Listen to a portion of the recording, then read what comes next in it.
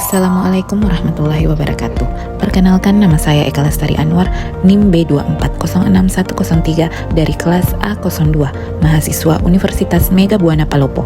Dosen pengampuh Ibu Susianti SST MKep.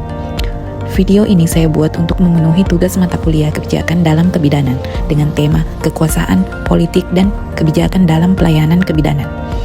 Dalam hal ini saya akan membahas masalah SDGs, teori sosial, dan konsep informed choice. SDGs merupakan singkatan dari Sustainable Development Goals yang dalam bahasa Indonesianya adalah tujuan pembangunan berkelanjutan.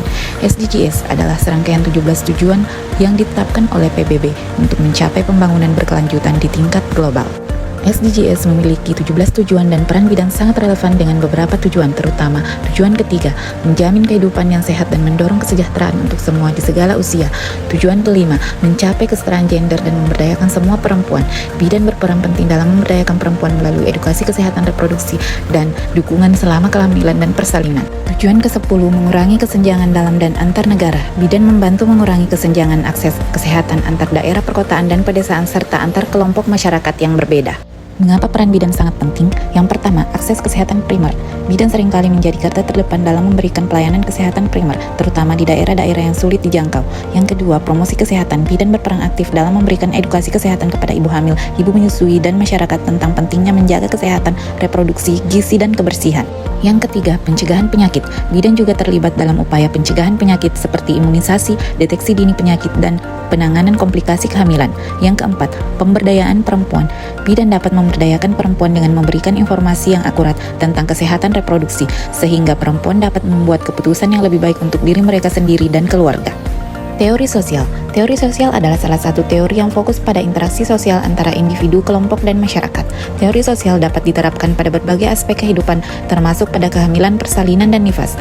Teori sosial dapat membantu dalam memahami bagaimana interaksi sosial mempengaruhi pengambilan keputusan individu atau kelompok terkait dengan pilihan pelayanan kesehatan reproduksi. Beberapa teori sosial yang relevan dengan kehamilan. Yang pertama, teori sistem sosial. Teori ini menganggap kehamilan sebagai bagian dari sistem sosial yang lebih besar.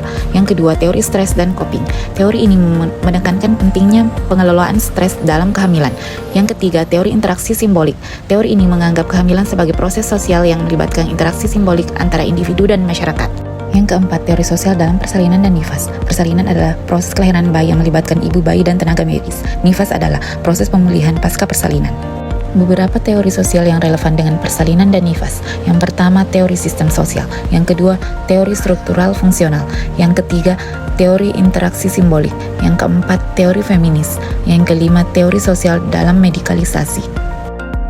Medikalisasi adalah proses sosial di mana pengalaman atau kondisi manusia secara budaya didefinisikan sebagai patologis, dan karena itu dapat diobati sebagai kondisi medis, dan dengan demikian menjadi subjek studi medis, diagnosis, pencegahan, atau pengobatan.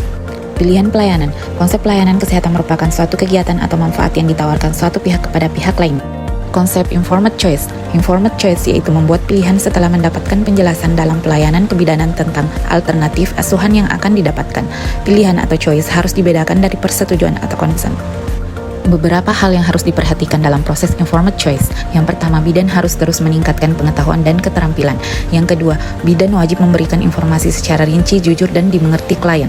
Yang ketiga, bidan harus belajar untuk membantu klien melatih diri dalam menggunakan haknya dan menerima tanggung jawab untuk keputusan yang mereka ambil. Yang keempat, asuhan berpusat pada klien. Nah, itulah tadi penjelasan singkat mengenai SDGs, teori sosial, dan konsep informed choice. Sekian dan terima kasih.